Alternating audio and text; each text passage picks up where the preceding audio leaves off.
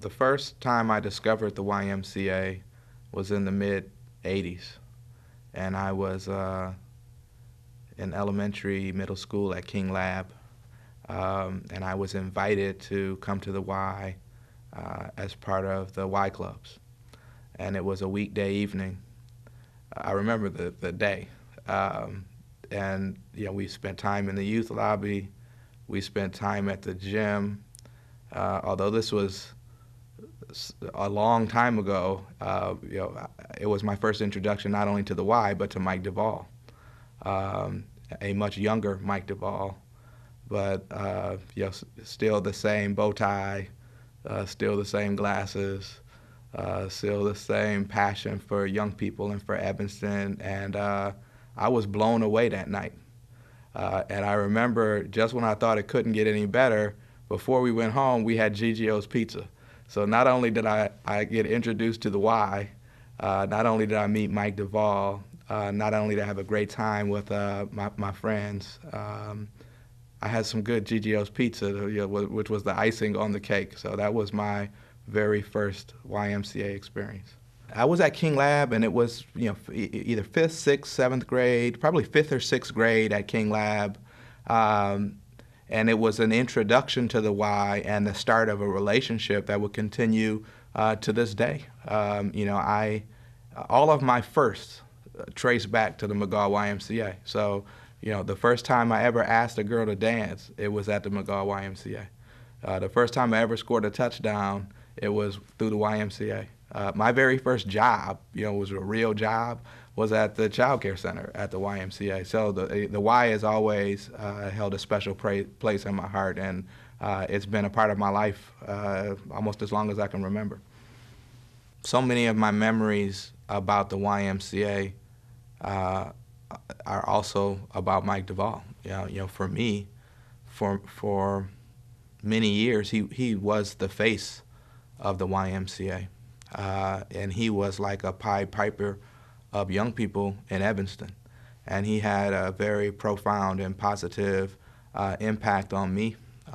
He embodies the YMCA mission, truly, and I have no doubts that he's going to be the head of the YMCA nationally. If he's not already, I haven't talked to him in a couple of weeks. If he's not running the YMCA nationally, I have a belief he will in the near future. The same experiences that I had as a young person, I wanted to be a part of in sharing those experiences with other young people.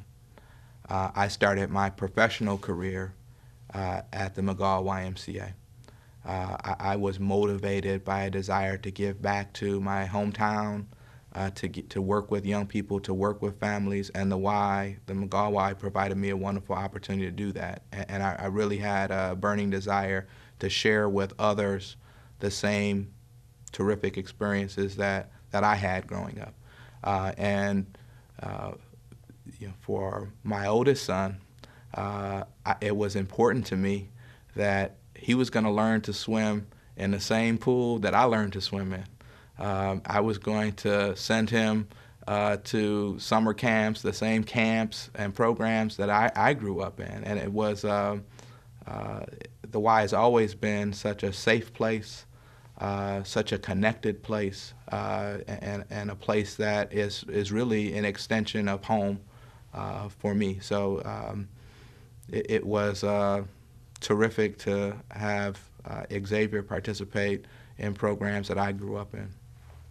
Also, at the same time, it was great to have an opportunity to connect with somebody like a Mike Duvall, who's been a positive influence, and then to try to be that same kind of positive influence to other young people. The Y gave me that opportunity. I had an opportunity to work with young people and families every way imaginable, whether it's the Y parties or through sports, through service learning.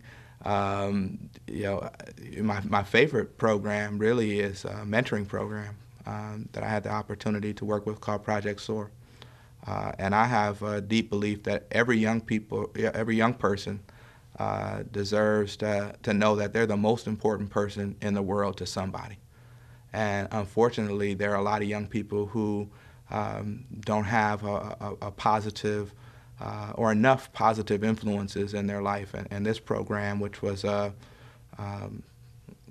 collaborative effort between the YMCA and the Evanston Police Department, really was a great opportunity to connect caring adults with young people who are in need of positive role models. And that program, if the young people who went through that program got half as much out of it as I did, I know that they're doing positive things today.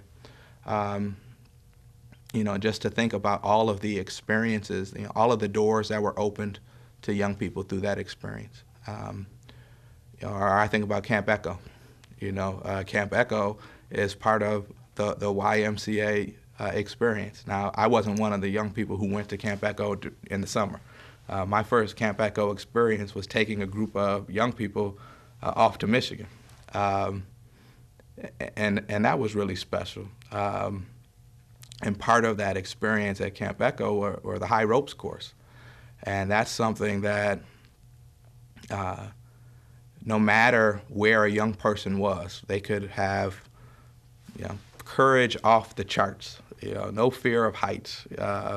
No matter if they were there or they were very reserved or shy, the ropes course was very challenging. You had some people where it was success to just climb a few rungs of the ladder. You had other people where success, and you're 30 feet above the ground, where success was wearing a blindfold and walking backwards. It was such a growth opportunity and moment, and it was really special. And that's another story that traces back to the McGaw YMCA. And even thinking about the challenge of pinpointing memories, there's so many, it's hard to pluck out only one or two. Or you work with so many young people and so many families and so many stories that it's hard to just pinpoint or elevate one. I